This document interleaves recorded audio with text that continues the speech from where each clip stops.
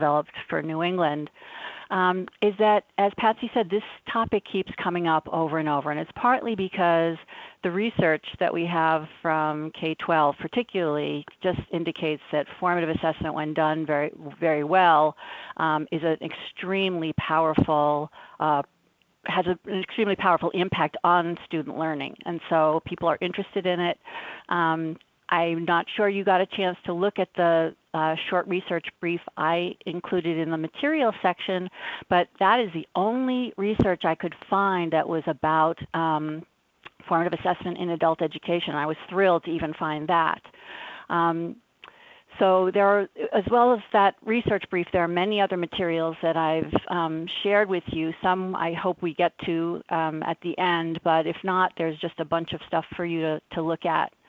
And because formative assessment is really engaging and of interest to us on this edge of the country, we have been working on this, and my own personal objectives for our time together today is that it will increase your interest in formative assessment, and it will also increase your understanding of some next steps that you could take if you want to explore and expand your use of formative assessment. And I also want to introduce you to an online tool. Now, many of you may already be using online tools, but I know that it's an area where we're very multi-level. Our experience and comfort level with using digital tools and technology in the classroom is very broad.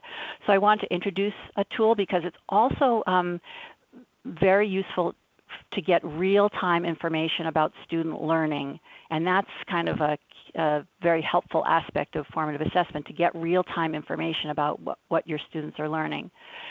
So we're going to just jump into that before we even kind of discuss more broadly what formative assessment is. So what I'm going to ask you to do is, as you see on this slide, with your device, your phone might be the easiest thing to use. If you go to the website app.gosoapbox.com, and then you don't have to put in a name, you just put in this access code. You don't have to put in the hyphens if you don't want. I'm not sure it even takes the hyphens. And then I'm going to give you a minute to type in that number so that I can leave this screen and go into the app.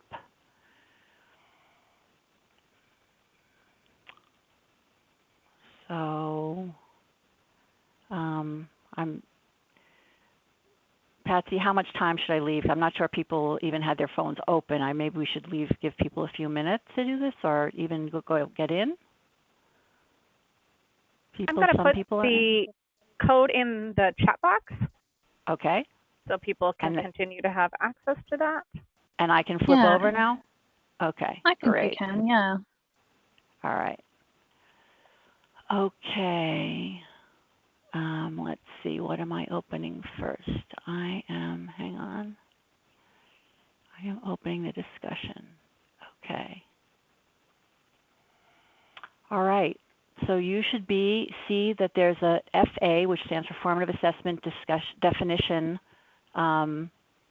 discussion invitation for you. And if you click on that question in front on your screen, which says, based on the pre-reading and your knowledge, what is a key element of formative assessment, you will be prompted to type in a little reply. And so in answer to that question, whether it's based on maybe you read the research brief or you just have your own knowledge base about formative assessment, just type in what you think might be a key element of formative assessment. And as you see, replies are coming in.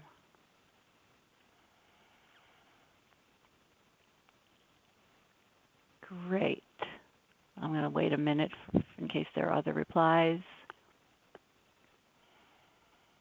Okay, well, let's look through these. So use information that comes out of formative assessment for learning. Loop it back to learning and teaching. Yes, it's in real time.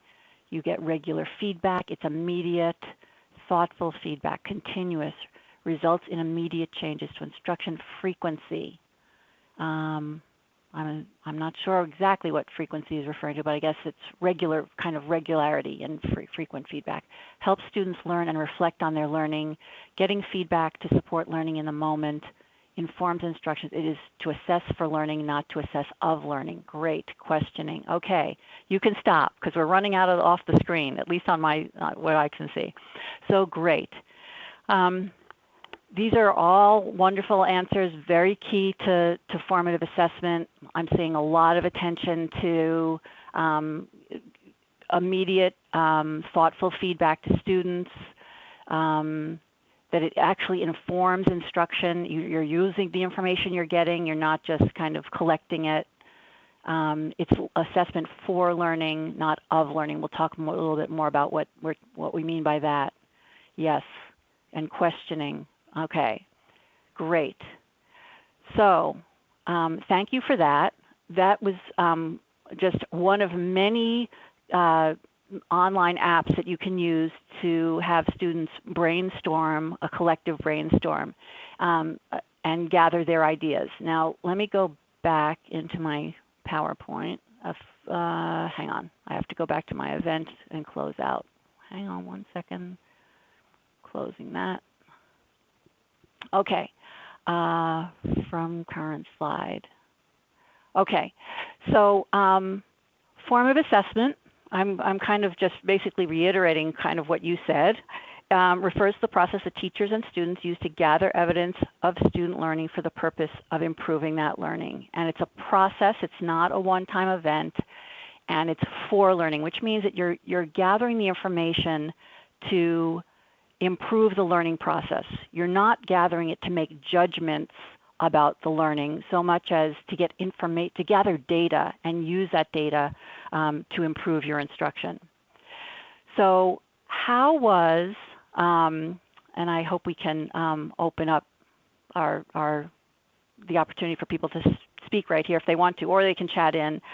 So how was the app that we just used a formative assessment tool? How do you see it as a formative assessment tool?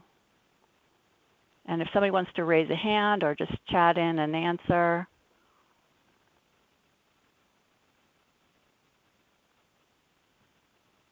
Go ahead and click on the hand icon and I will unmute you so you can speak.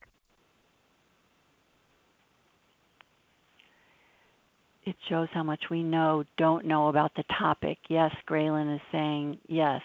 It's like a pre-assessment. Right. So I am getting an immediate sense of what are you coming into this conversation already knowing. It's giving me a lot of information, and the way it differs from, if we were all together and we were doing this in a classroom and we had a, chart paper and we were doing a brainstorm on the whiteboard or on the chart paper, the difference between that and this is that this is anonymous.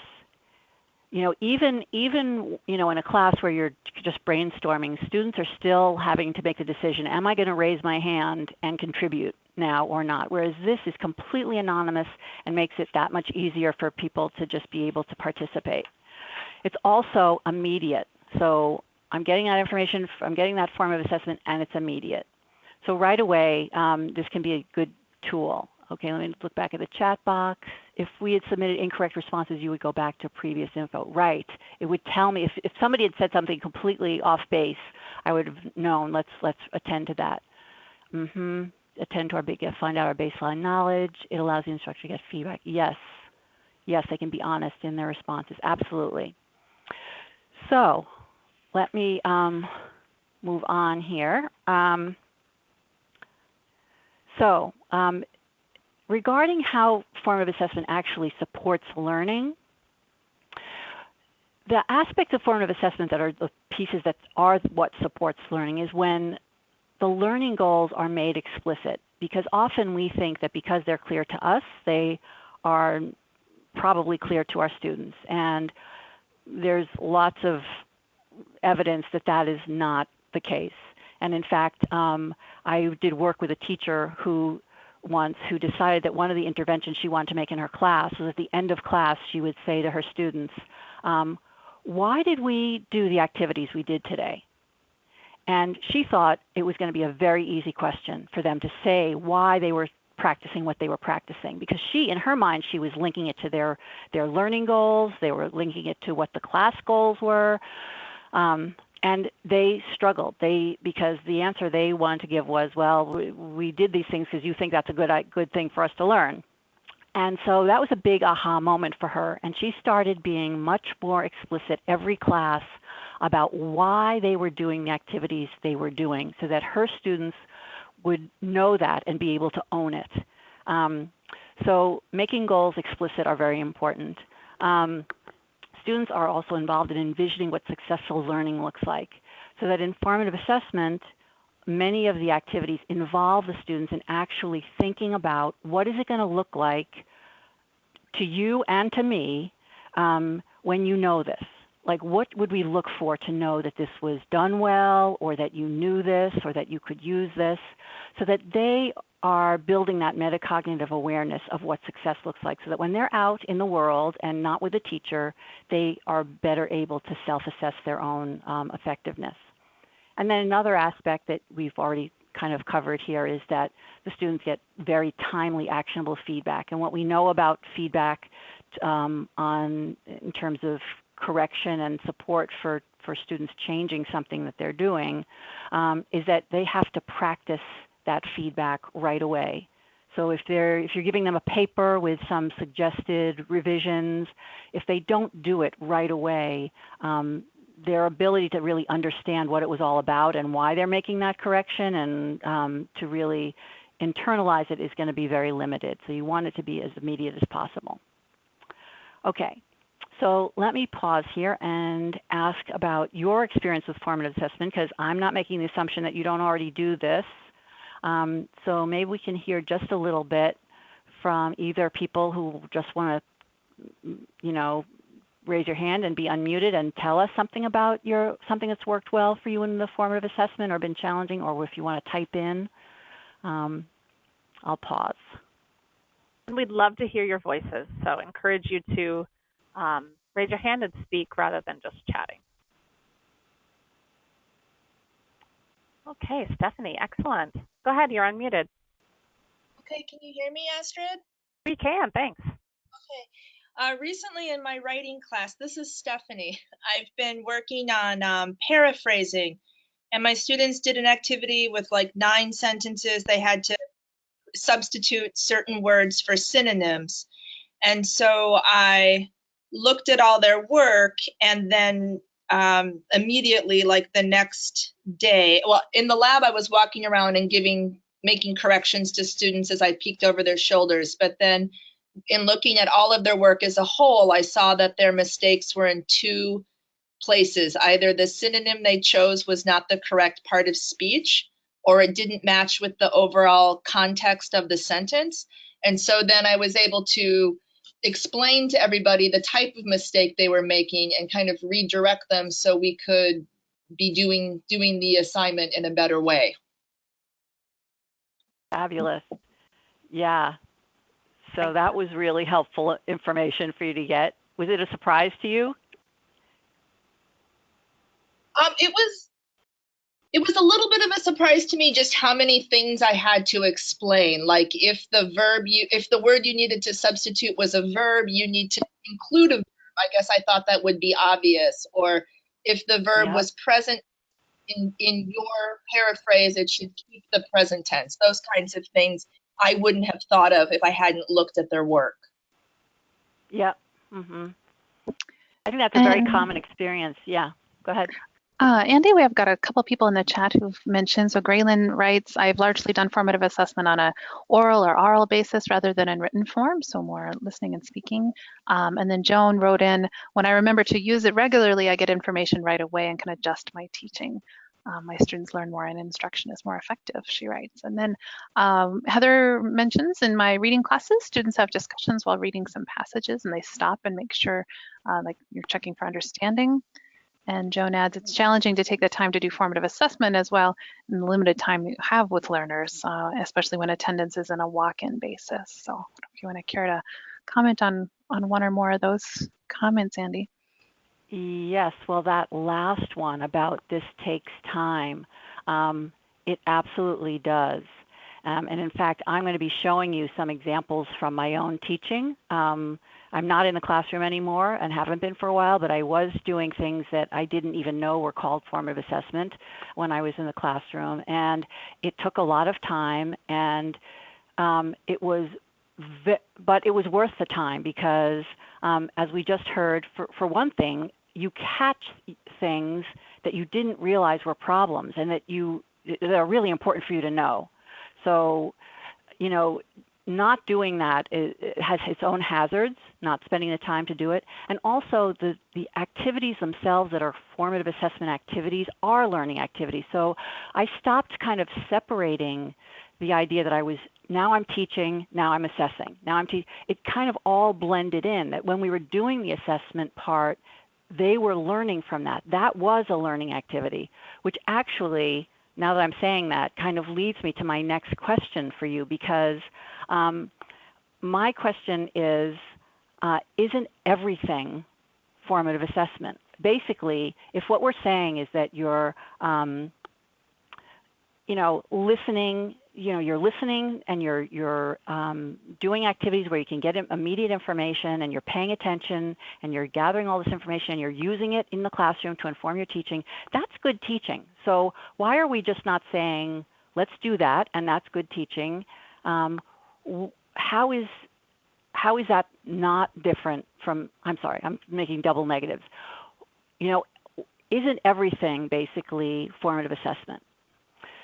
So I'm putting that question out there, and then I'm actually going to use that question to take us back into the app. So I am actually going to ask you that question. Now I'm going to take you into a different part of the app. So hang on.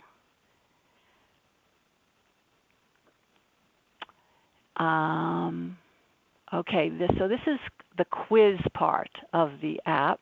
And in this section of the app, you are going to answer a quiz question, and the app is going to give you individual feedback. Like, we're not all together going to see the feedback. You're going to see on your own screen feedback about your answer, and then we're going to talk about the answers together. So let me give you a minute to do that.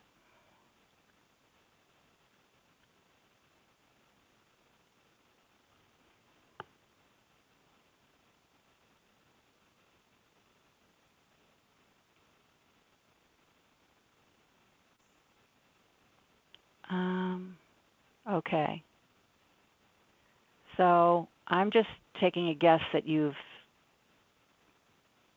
done the activity. I don't know if there's any way for me to know. Patsy, is there? I'm not sure. You might have to refresh your screen and see if things pop up at that point. It won't come up in my app because I don't get, no, not for this particular, not for the quiz portion, but everybody, I'm just going to check with everybody, because what everybody should be seeing on their own individual screens is that you got a multiple choice quiz question, you answered it, and then you got feedback individually. And now what you're seeing on the screen, and I don't have, right now, I'd have to download an Excel sheet to know what your answers are. It's a different part of the app, so I'm not going to do that. But I am putting on my screen, what you should see is what the 4 options were, and I've highlighted the correct option. Right, we can see that. Okay, so the question was, what was the question? Let me see. Let me go up. The difference between regular classroom instruction and formative assessment is, okay, so I'm not sure what you folks answered, but I'm just going to quickly go through these. The first one was, in formative assessment, the focus is on students talking about their learning.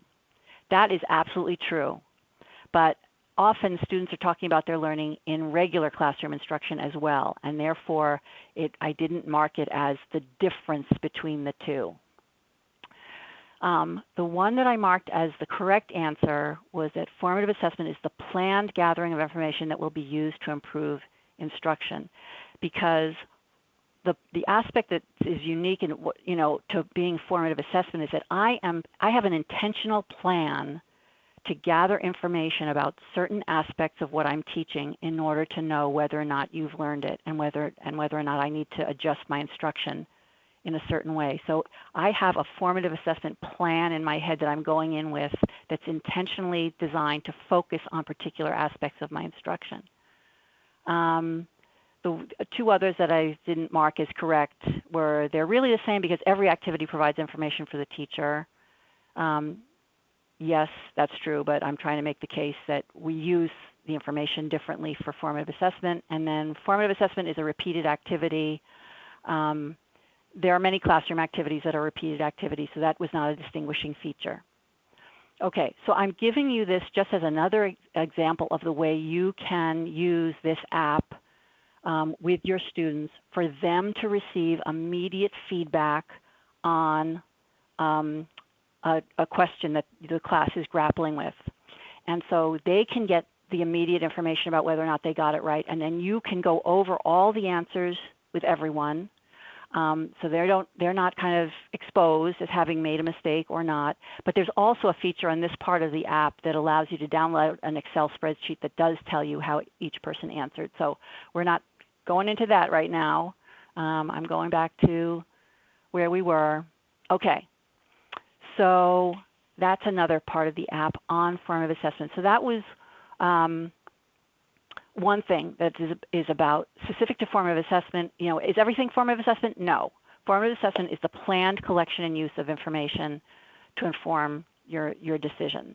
And what I have as a little subtext here is that the distinction there are so many things that we are teaching and reviewing and paying attention to in any one class that we cannot possibly, so we get a lot of input back, like who's paying attention and who's following what piece and who's getting it and how well are they getting it, where are they getting tripped up. We're getting a lot of input, so much so that often instructors don't really do anything with the input because they have so much of it. And part of what formative assessment is trying to get you to do is focus and say, you're going to get lots of things you could pay attention to today.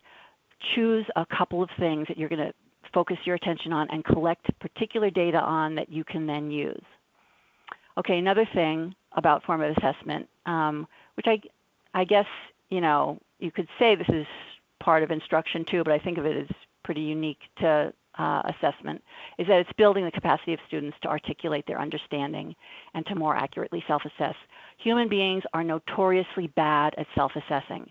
So one thing I caution against is a lot of formative assessment activities that get presented as like these fun activities for students to self-assess, like thumbs up, thumbs down, did you understand, or red card, green card. They're all great, and I believe in self-assessment, but that you cannot bank on student self-assessment to know whether or not they're really understanding. So it's good for them to be brought into the conversation that way, but you will need other tools that are related to making the goals explicit and involving students in having practice in thinking through what good performance and learning looks like.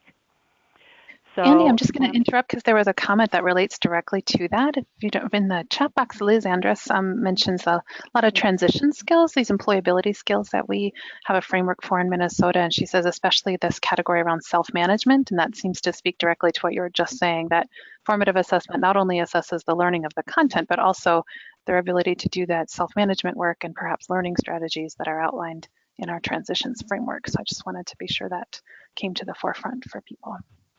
Yes, your wonderful transitions framework, yes. And lots of behaviors and awareness of things. And that is going to lead us into another question about formative assessment, because sometimes formative assessment that I've seen has sometimes get very anchored in what you can measure. That whole idea of like a SMART goal being measurable, and can you really assess someone's understanding, what they're thinking? You can't really see inside someone's head. So sometimes instructors kind of shy away from trying to grapple with that, when I think that's actually a really important aspect in terms of the executive functions and thinking and decision making that we want to also be advancing in our instruction, and how can we try to look for that and capture it. So let me keep moving forward here to talk about being more intentional. So this, I just kind of was saying before, of trying to kind of hone in on a few things that you're really paying attention to, so that you have the bandwidth and the time to actually, the bandwidth to both collect that information and the time to actually do something with it. So one way that I think about learning objectives that helps me to focus on what I want to use as learning objectives is these rough categories. And I say rough because, as you'll see as we talk about them more, I think there's lots of ways that things slip from one category into another, and they're not hard and fast, and that's all fine with me. But there are these three categories, one being knowledge. So when I do a lesson, I often want to be teaching something that I want my students to know something that they didn't know before, some concept or information. And then there are skills, which are the ability to use that knowledge that they're learning to actually do something. So I want them to know something. I want them to be able to use that to do something. And then there's this third area of reasoning, which is kind of getting at what I was just mentioning about the understanding and the thought processes that I also want to develop in my students, the ability to kind of make decisions and use information to, weigh pros and cons in order to make sense of the world. So as you'll see, these things, here are some examples of objectives that might fall into each of these categories. And right away, I can imagine, there are people who kind of would move things from one category to another. And I have to say that I move things from category to category all the time because it's not so clear cut. But roughly, here are some examples of knowledge. Students, if you imagine that the learning objective in this case begins with students will be able to, let's say it's a SWBAT kind of thing, identify metaphors or read a quadratic equation. Those are things that I want them to know.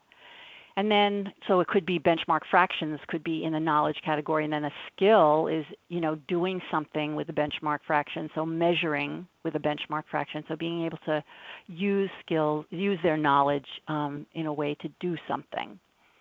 So if you're summarizing a narrative text, is using their understanding of text, and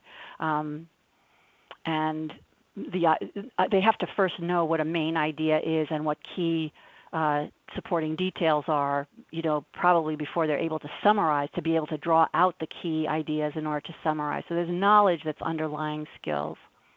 And then there's knowledge and skills that are all feeding into the ability to do reasoning, whether it's using information to make a prediction, all these things, drawing a conclusion.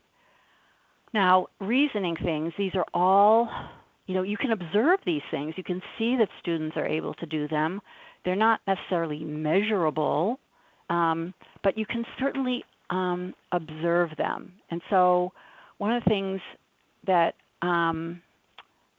let me see, I think is next is, before we get to how to, observing them, how to observe them, I just want to draw your attention to a few things that are common mistakes when creating learning objectives. And then we won't spend too much time on learning objectives. We'll get more onto the assessment processes. But one thing is that they can be very unfocused or vague. So a learning objective that says students can write an engaging blog post. Well, that's kind of vague. What do you mean by engaging? It's not clearly written enough to guide either the teacher or but more importantly, the student in terms of what is it that you want me to do here. Sometimes they accidentally get written in subjective terms, so students will be more comfortable speaking in English. Well, more than what? So that doesn't work very well. Very often I see when I'm, reviewing lesson plans that teachers generate is that the learning objective is written as though it's a class activity rather than what the student is learning. So the student will complete the problem set, or the students will attend a guest lecture about global warming. things that the class is doing, but that tells me nothing about what the takeaway learning was. And then the last one, which is not has to do with the accessibility of the language for the students, because ideally, for students to really own their learning and to understand their progress, they need to understand what the goal is, and that therefore that goal has to be in language they can understand. You want the language to be accessible, and often it isn't. Students will elucidate key points. This is more an issue. I mean, sometimes with ESL students, it's not really feasible for them to understand all the language in the learning objectives, although I am going to show you some activities about helping them do that. But this particularly, especially if you have working with ABE students, you certainly want the ABE students to understand that language. So we are going to look, we're going to do our last entry into our app here, and we are going to look at one learning objective and choose why we think what problem it illustrates, what problem with the learning objective. So hang on, I'm going to oops, I didn't mean to do that. I'm transporting us now back to our app. I have to go back. Oops, sorry. Close your eyes so I don't cancel and go back to event. I'm closing out my quiz and I'm opening up a poll. Now we're in the poll section of this app, and I am going to open up a sample learning objective, and you're going to have some options about what the problem is with this learning objective, and you're going to vote, and we're going to see the results.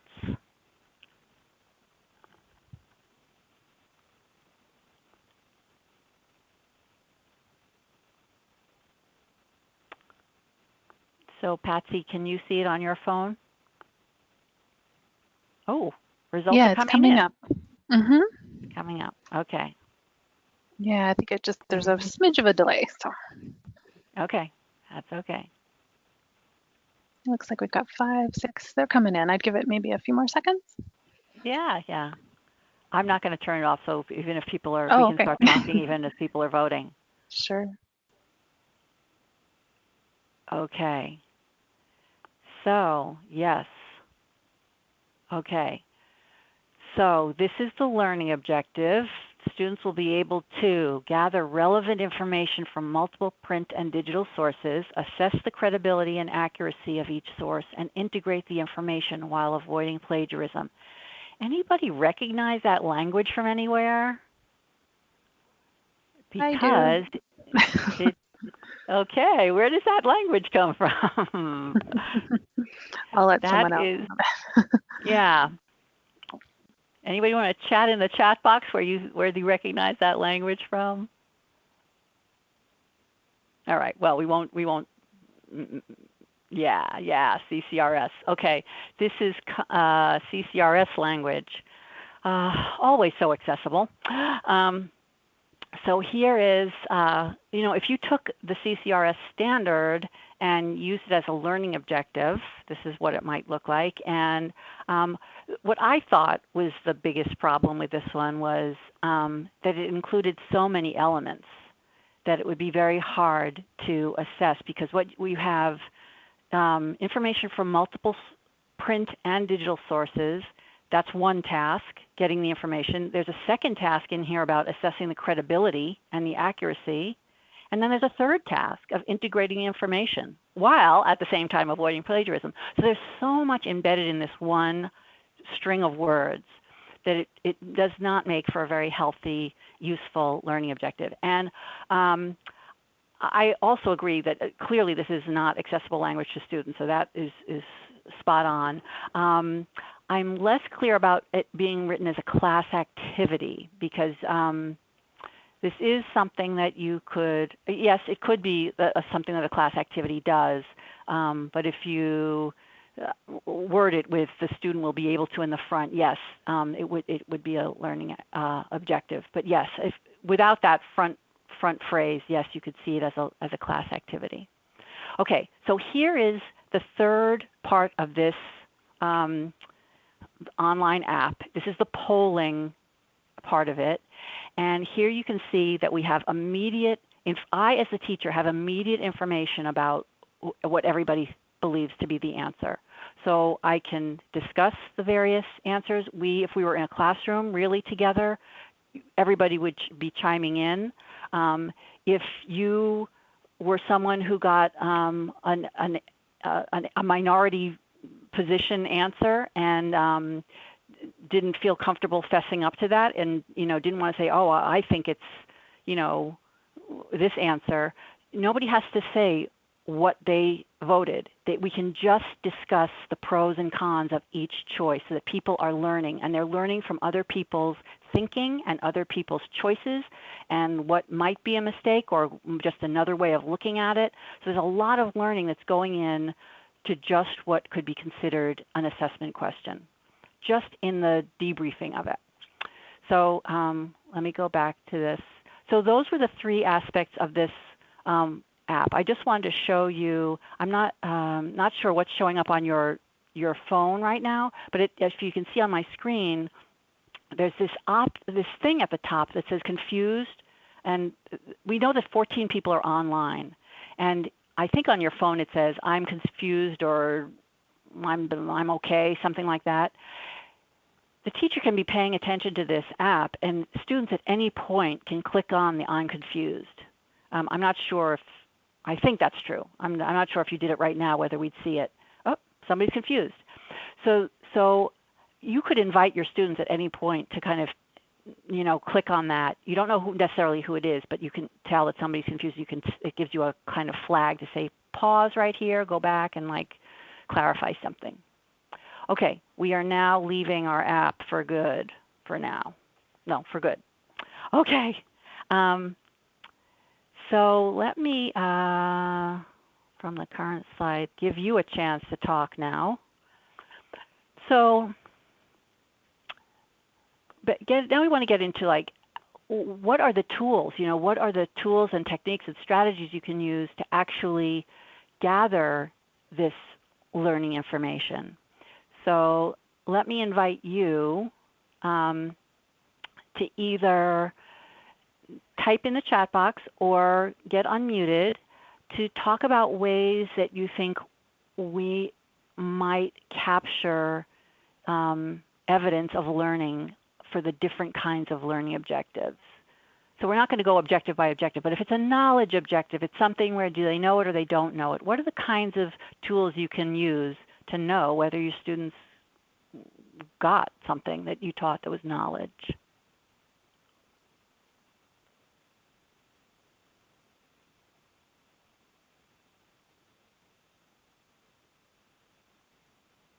If you're teaching recall questions, yes. Thank you, Chelsea. Recall questions. Danielle has her hand up. Danielle, do you want to go ahead? You'll need to unmute on your end.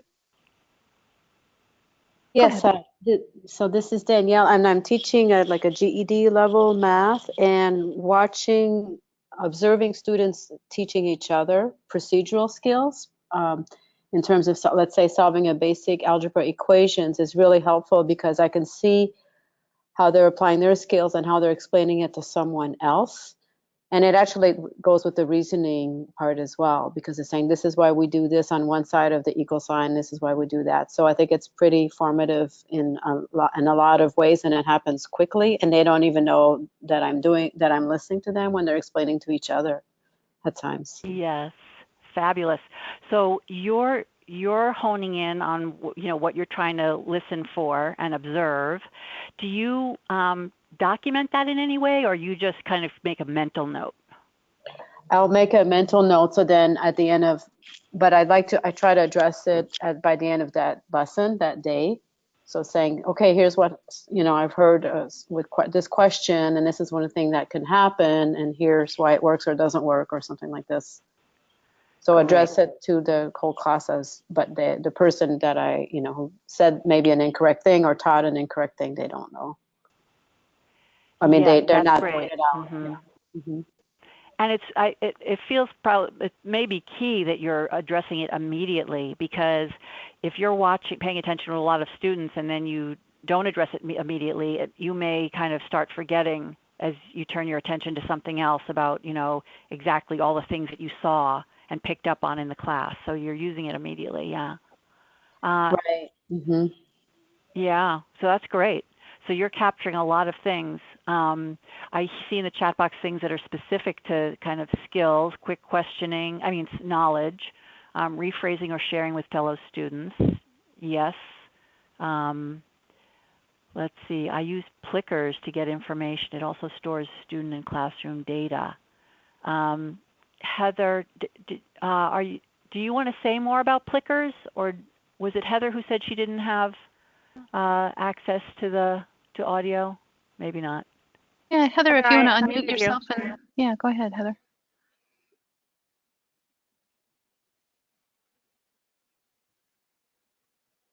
No? Heather, I'm not hearing you. You want to try again? Okay, well, I've heard of, but I haven't used Plickers. So if anybody else wants to explain, I don't know, Patsy or Astrid, maybe you even know what they are and want to explain. I know they have to do with voting, but this is what I heard, that they are too costly for some programs because you pay for them or something. Anyone? Plickers? Okay. Well, that is in our parking lot for to be investigated, Plickers. But I do think they have to do with voting. And it's kind of like what we did with the app. Oh, here we go. Knowledge and skill. Would knowledge be something like being able to differentiate between important and listen while taking notes on a text is a skill? Yes. A skill is the application of the knowledge. Yes. The skill is doing something with the knowledge. Yes. No, I got it. I got what you were saying. And that's why, but yes. But as you saw, there are ways that they can slide around. Because sometimes to use a skill, you're also using reasoning about how to use a skill. There's lots of interconnection, in other words, between different aspects of knowledge and ability that you're tying together to be proficient in using learning in the world. Let me show you now, so we can keep moving here, just some examples that I put down for ways that you can capture different kinds of evidence.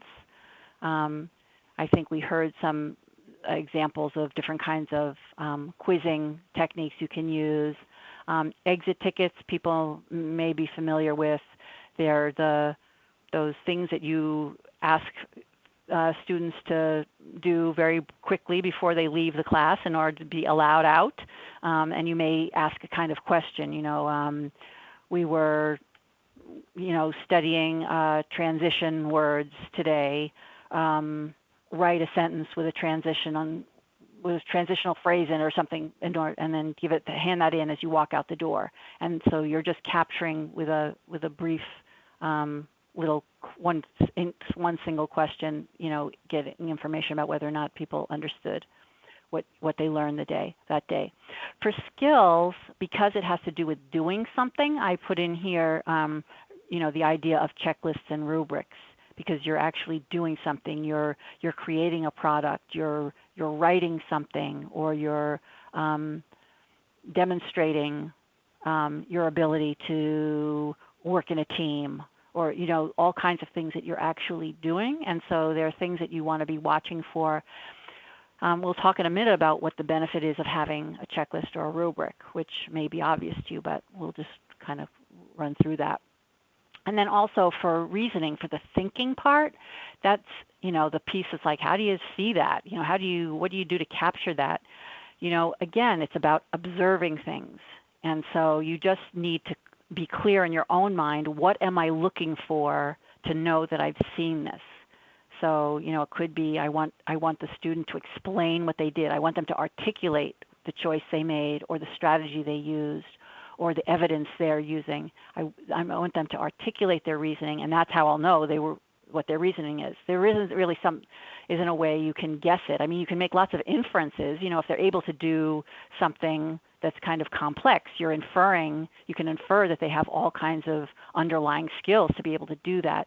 But having students articulate things is a much more explicit way of knowing what they understand and how they're thinking, and can be very much more useful. Okay, so I am going to transition here into showing you some examples of lessons where I did what I would consider some level of formative assessment. And I am a former ESL teacher, and mostly of lower levels at that. So these examples come from my own class or a class that I was mentoring the teacher in. And I don't know if you want me to pause before moving on, because I've been talking a while. Anybody want me to pause for any reason? Questions, comments? Okay, you'll be able to interrupt me at any time here. Okay, so let me tell you about this first lesson. This is a lesson of a beginner class. These were all, and I was working for a union, a janitors union. And so all the students in my class were Central American, Spanish-speaking janitors. And so one of the conversations I heard in class, before class one day, they were talking about all, people, coming to another culture and taking on a new identity has lots of identity issues that go with it in terms of cultural acclimation. And these students were talking about the different kinds of work they had done in their countries, and that all they were here was, Jose the janitor. Not that there's anything wrong with being Jose the janitor, but their identities, they felt like their identities were broader than that, and they were aware that the people in the buildings that they were janitors in didn't really know them, and that was kind of irking them. They were just talking about that in Spanish. And so I decided to try to use that to build a lesson. And so the objectives for my lesson, which I ran by them, for whether or not they were interested in this. So there were 3 objectives. One is that I wanted them to know the vocabulary in English that described the vocations they had in their home countries, so they could say those words and describe that work. Then, because it was work in the past tense, even though we were in a beginner class, and beginner classes don't usually practice past tense irregular verbs, I wanted them to be able to say I was, to use, to be able to say I was whatever, a fisherman, I was a baker, whatever. And then, because I always think in terms of application in the real world, I talked to them about, wanting to think about maybe having a conversation with somebody in one of those workplaces, somebody that they maybe were friendly with in some way, to be able to tell that person about what work they did in their past countries. And so they were good with this.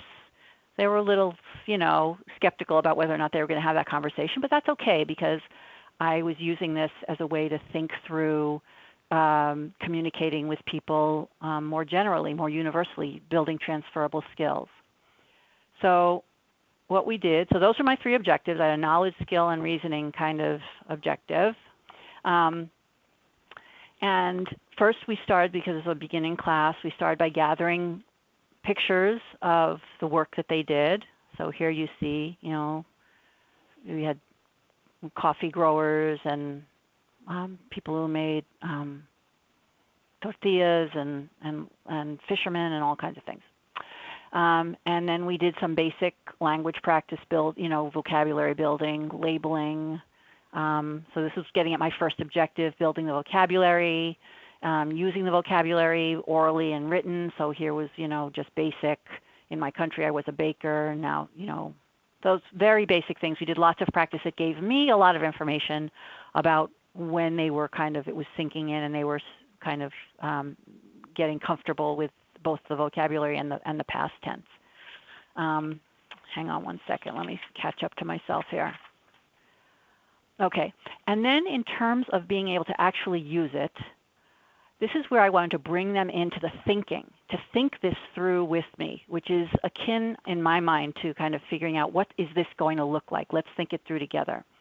So we had a big grid up on the front, and so that we could problem solve together, strategize how are we going to have this conversation. So I didn't fill this out left to right. I started out with the when. So we first talked about when would it be okay to have this conversation? And this is a brainstorm, what you're looking at on the screen. So people said at lunch, on break, while we work. And then we got to where? Where would you have this? Are you just going to walk up to somebody sitting at his desk and say, hi, I want to talk to you? No, you're not going to do that. So just thinking through where it makes sense to have a conversation. And then we got to ways to start, like after you say, we talked about who they might want to talk to. And generally, most of them had somebody they were on a hello at least basis with, where they were working, an Anglo, somebody who was speaking, an English speaker. And so we went through these ways to practice ways you could start talking about that. You see these gambits and these sentences in the left, and then ways to check understanding. So this was a whole thinking process of bringing the language into the real world and having to think about how am I going to apply this knowledge that I'm learning, this language I'm learning, to a real situation. So not just an academic exercise, really thinking through for the world. And then, how was I going to know that they could?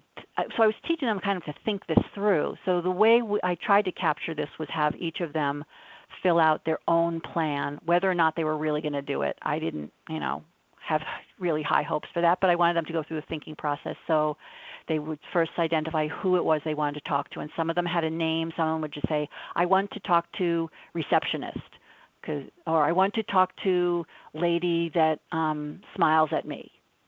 So they had people in mind, and then they just filled this out based on thinking through what it would look like in their own situation. So that gave me information. I'll have to say, honestly, only 2 people actually tried to have this conversation in real life. But what we learned from this was a transferable skill that we then applied to other conversations that they have to have in the real world, like talking to their kid's teacher or whatever, and thinking through how they're going to prepare for that. So that was one thing. Let me go to another. This is a class journal.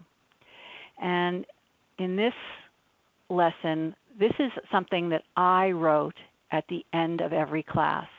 So again, this is a beginner, advanced beginner class.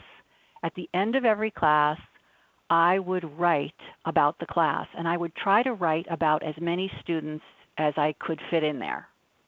So I'd write about something about the students and something about what they did, because the next class, the first thing we were going to do was read this text.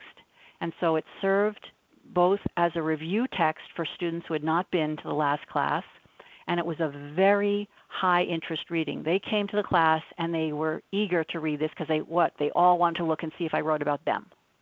So they eagerly read these short texts that we'd start every class with. And at some point, it struck me that because we were doing this repeated reading activity, there are other things we would do. So let me back up and say that we would read it. I would read it to them. We'd read it silently. We'd do activities, and then 1 or 2 students would read it aloud and answer some questions about it. So what I put together was an assessment tool that I could use every single class to gather information about how they were doing in terms of their reading. So if you look at this, and it was very easy to use, very simple, because I also was very familiar with this. So for fluency, if it was a 1, you know, they're not using punctuation to guide their reading.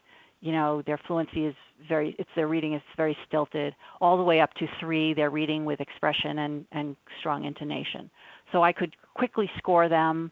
I could capture information about vocabulary, whether they were able to identify new vocabulary, whether they were able to use a decoding strategy when they got stuck on a word, and then could they retell. At the end, I asked them to retell what they had read about.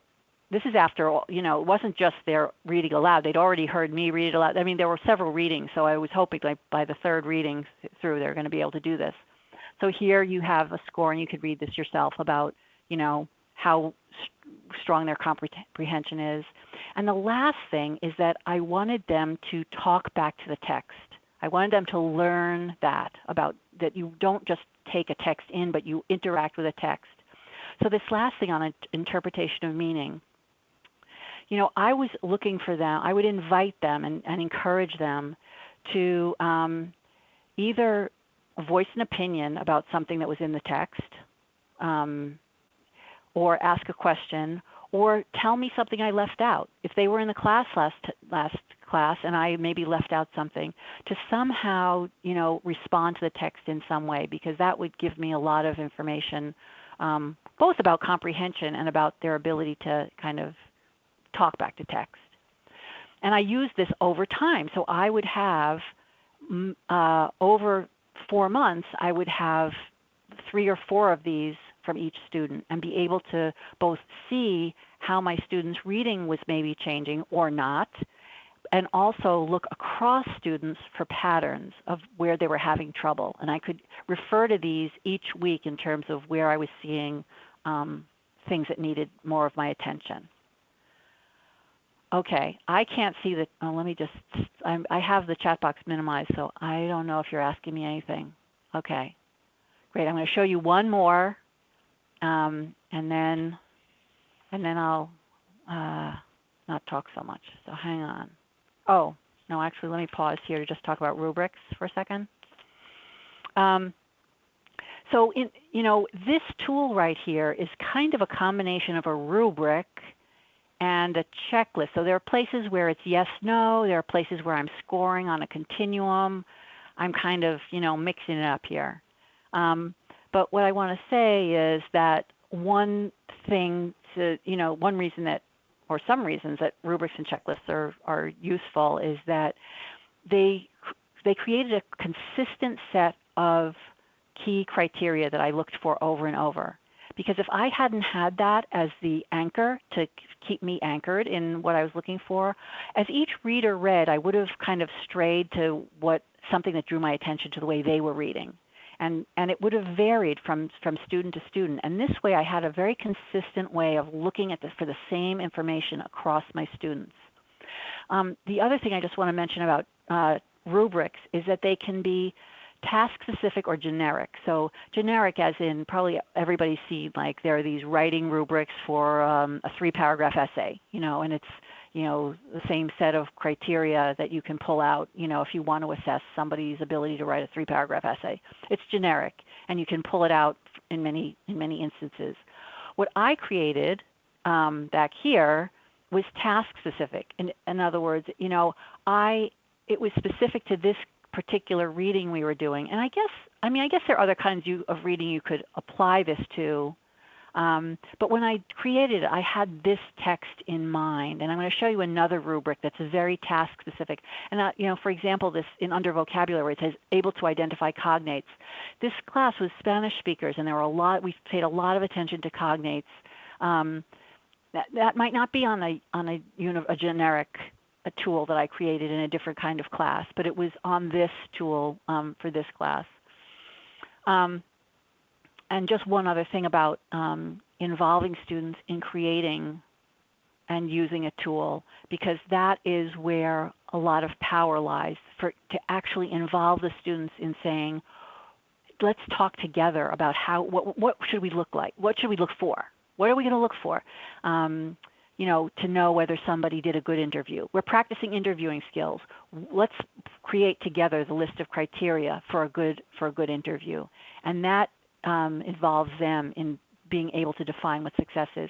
So here are just, I'm not actually going to go through all of these. You're going to have the PowerPoint later.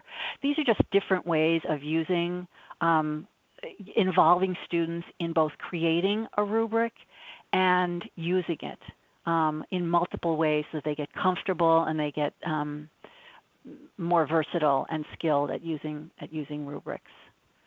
So I'm going to move on to my last example that has to do with students creating a rubric. But I'm going to start with students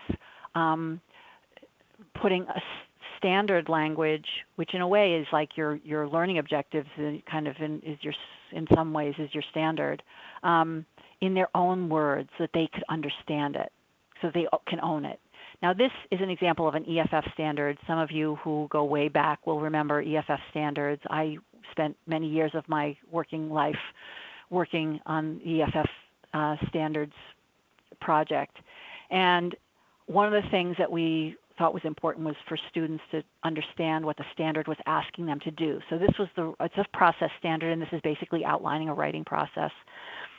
And one way to do that is for the students to take what the language is and flip it into a question. So if what we're asking them to do, we want them to be able to determine the purpose for writing, let's say. Now that's not very cozy language. I mean, determine the purpose for writing. I mean, I guess it's not dreadful, but it's not colloquial. Instead, when we said, how would you describe that? And they said, well, I would say, why write this? Why am I writing this? And so we started encouraging them to flip the learning objective into a question that was much more understandable for them. So, so you can see this, if you look at the third row, this long part of the standard about writing conventions, the students just said, can the reader understand what I've written? Is my writing correct? And that basically, it didn't capture all the nuance of what's in the actual standard, but it was usable and it allowed them to move forward and assess themselves. So I'm talking about this just because it's one example of students kind of putting learning goals in their own language, but also because in this other example, this is another class, and I want to kind of expose you to the writing standard before we got here. So at the top of this page is again the same writing standard. This is a different class now. This is a class in southern Vermont. And in this class, what came up in discussion, it was an ABE class. And what came up was that someone's relative was in jail and had been sent to Texas for incarceration because Vermont doesn't invest very much in prisons, and Texas invests a whole lot in their prisons. And so when they have overflow prisoners, they send them out of state. And students started talking about different people they knew that were in prison and how awful that would be. And, they got kind of animated and concerned about that. And so we said, well, who should hear about this? Who should know about, this concern you have? And so there was some talk about writing to the newspaper or, anyway, we landed on this writing task as something that they might be interested in doing. So the task was to write to state policymakers about the decision to send prisoners to other states for their incarceration. That's what they were going to work on. And then we said, okay, so you are going to do this writing task, and we want you to be demonstrating that you know how to use the writing standard. So for this particular task, how are we going to know? Christine, you want to say something about this checklist? Should I pause and let you say? Yes, let me do that. I'm pausing. Go ahead, Christine, I've unmuted you. You do need to unmute on your end, though. There you go. Okay, you can hear me. Yeah, go ahead. Mm-hmm. I love this checklist, not because I've used checklists before. I love using checklists. What I love is the pronoun that you use our and you use we. And I have not seen that before. And that is such a concrete way of showing that it's a shared responsibility. It's not just me as the teacher to look through those, to be able to check that those areas off, but it's just as much responsibility for the students because it's a we thing. Oh, And yeah. that's really powerful to see those pronouns there. It really changes the checklist, the tone of the checklist. Oh, nice point. Yeah, I had not even thought about that. That's great. Thank you for catching that. Nice point. Yeah. Yeah, there's so many benefits to kind of involving the students in this conversation. They just go on and on. So let me just kind of wrap up this checklist by saying that we went through each of the bullets in the standard and said, how are we going to know that in for this particular task? And so, for example, where you see on the checklist where the fourth one that says we will say clearly what we're asking for, not just complain. So that's because when we talked about the second bullet, we were talking about how are you going to organize and present this information to serve your purpose. So let's talk about your purpose here. Is your purpose to be mad and complain? Is your purpose to say, this is what we want you to know and this is what we want you to do? You are a representative and this is so we talked a lot about when you're writing for this purpose, how do you want to write it? What tone do you want to use? What do how are you going to communicate effectively with this audience? So that this particular checklist, it's true also of the next one down after the one we're not just complaining, we will make clear that we expect a response. Now that is very specific to this particular task, writing task that we're doing about this issue we're concerned about to this audience that's going to read it. That's how we're going to assess, whether or not our letter is good. So they really made it their own.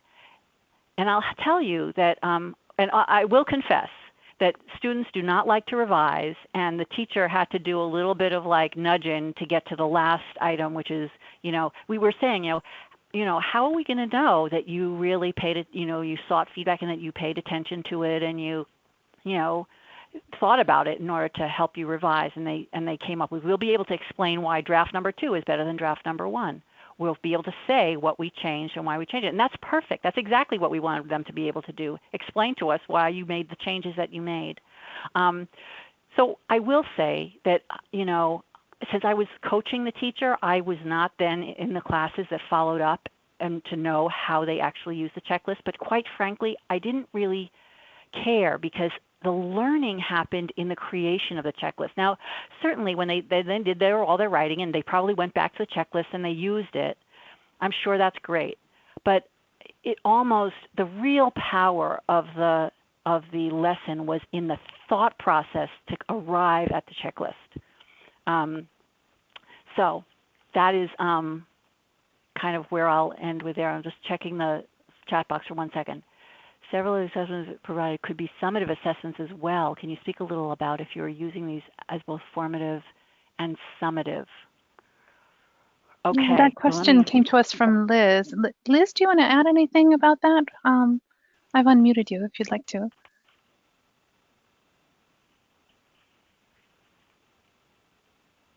Oh, she doesn't. Okay, anything you want to share about that? Okay. Well, I guess you could say, there's like this middle ground, which is that at the end of a sequence of lessons, you might want to see if your students can pull together their understanding about a unit. And there are ways, for example, that the checklist could be used both here, right, in the moment while we're in the process of writing, and also at the end. So yes, it absolutely has multiple purposes. When I think about summative assessment, though, the big difference I think about in terms of summative assessment is that I think of summative assessment as being used to make decisions about the student's progress, and that are kind of, like, for example, like this is summative, this is a cumulative learning of the whole cycle, and now is the student ready to advance to the next level kind of decisions. And none of these are taking on that level of use. But you're right that I think they can be multi-purposed for being used in a process, during a process, and then also at the end. I think another example of that maybe, if we go back, maybe you were also talking about this one, could also be kind of used summatively, at the end. Yes. So actually, that's double duty. That's good if I can use it for multiple purposes. I'm happy about that. Okay. So I'm checking the time. It's 4:15. I'm going to move us to the last content slide, which is basically a question for you to look at. Okay. So this is up for discussion. Let me tell you what this is. This is a student-generated rubric about how to know whether or not someone is doing a good interview, is interviewing well. So this is something that the students created not as a whole class with the teacher. The teachers gave the students, like in small groups, the assignment to come up with a rubric. And this is the rubric that one group came up with. So my question to you is, what does this tell, if this is the product you get, the rubric you get, what does this tell you about what your students have understood or not understood about interviewing and the quality of an interview? So let me take a look at it for a minute. And then maybe you can chat or comment on some things that you notice about this rubric.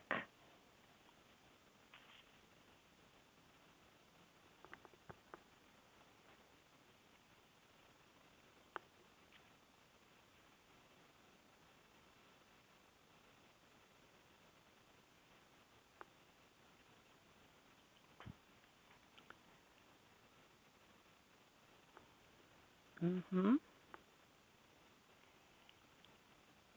Like a project-based learning, which demonstrates so much learning. Mm-hmm. Well, let's talk about what learning it demonstrates. It does or does not demonstrate. It might benefit by having some more information on what makes a good attitude, for example, or what does confidence look like? Yeah. Uh-huh. Okay. So what is something, I see that I can see your comments if I don't have the chat. It's captured, no, I missed some of what Liz was saying. They've captured the key aspects of a puzzle, but do they know what professionalism looks like? Yeah. The wording is practical and down to earth. Students are varying the levels, would easily understand it. I'm not sure what the students mean by speaking clearly, but they seem to be clear that there is a big emphasis on the nonverbals. Okay.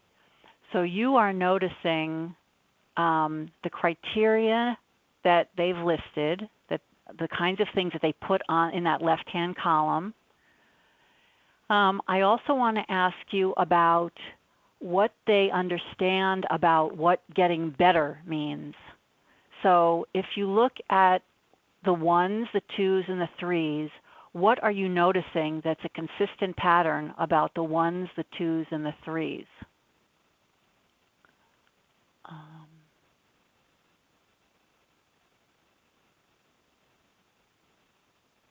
Yeah, Tanya's saying it. Mm-hmm. Okay. One thing I want to draw your attention to is that clearly, in the one category, things are not happening. Does not, is not, never maintains eye contact. So things are not happening in column 1. In column 2, things are occasionally happening. In column 3, things are happening 100% of the time. You are maintaining eye contact 100% of the time. That is downright spooky. I mean, if somebody maintained eye contact 100% of the time, that would be a problem, right? So there's something that they understand about a rubric which says that more is better. So what they've internalized is that more is better, but they haven't really internalized anything more nuanced than that. And as you've pointed out very astutely, we're not sure what confidence looks like. So rather than describing what someone who does not have much confidence is demonstrating, how you see that, they just say is not confident, or what clearly is. So there's vagueness here, and just a sense that more equals better, as opposed to doing something more carefully or doing something more precisely. There's nothing else about improvement that they're building on here except more. And more is not always better. Sometimes less is better. Okay. Joan's asking if occasionally was, I don't know that. This was not my class. I'm borrowing this from another class, so I don't know. I would guess that it probably was. And so this is an example of, actually, if I were the teacher here, I would be thinking that because they use it just consistently, I don't have a really strong sense of whether or not they understand it. They know to plop it into level 2, but it doesn't really help me understand that they've understood the word occasionally. Let's see, Patsy says, I was impressed that they came up with the categories, though, and could come up with some description for each at varying level. It's a place to start. Yes, I don't mean to dwell on the negative. Yes, we want to build on the positive. I'm just noting that part of what you learn is what things that your students haven't quite fully internalized yet. So if in my class I was talking about attitude, and we had been studying, attitude and how you demonstrate good attitude in an interview, I would be concerned that they weren't saying anything about that, because theoretically this rubric is reflective of things that we've been practicing and talking about. And I can't tell whether they know what I taught them about attitude in this rubric. Okay. I think I'm going to, that's my last content slide. We have just a few minutes. I want to just open it up here, especially if people want to speak, for whether some other things that, my sharing my examples may have jogged your memory about some things that you do. And so if people wanted to come back in with other things that you're doing about a formative assessment that you didn't get a chance to share before, I'd love to hear more ideas that may come up, may have come to mind.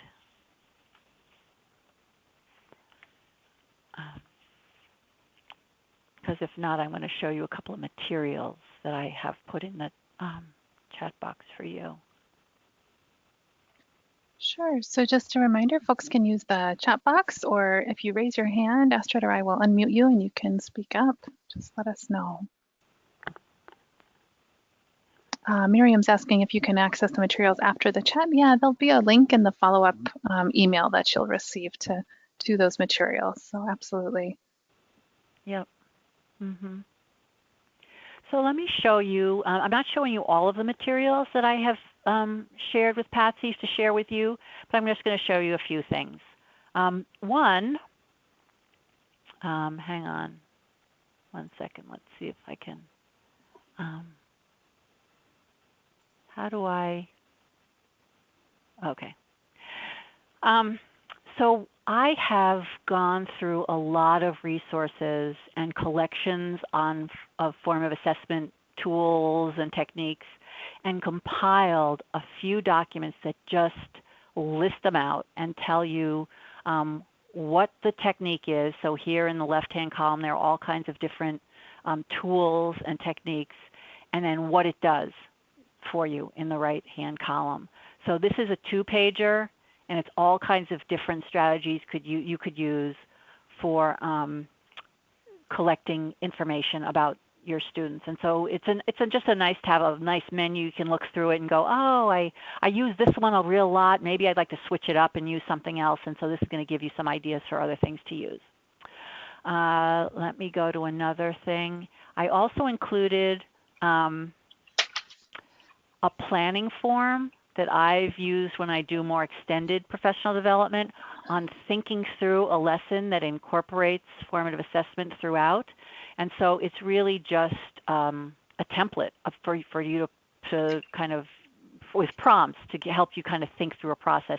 And it also brings in CCR standards. So, it just is an option for you to support you. And then the third thing is that I've collected here a whole bunch of resources that you can link to that are actual tools. So here there's a category for checklists and rubrics. And the thing I think you'll probably like the most, which most teachers like the most, is that I've gone through and collected a whole bunch of video clips of teachers implementing formative assessment in different content areas. Now, granted, these are by and large mostly K-12 teachers, but I've gotten over that whole K-12 doesn't relate to us thing a while ago, because there are lots of strategies I saw in these clips that I went, yeah, it's kids, and I couldn't do it exactly that way, but it's a great idea, and I could see how to use it. And in fact, I also looked through all the adult ed videos that are out there, and there are lots that are just not of top-notch quality. I know that you in Minnesota are doing some really nice video clips, but elsewhere, if you look in other video collections, they're just not that good. So I went for quality over context. So lots of video clips for you. Let me go back now.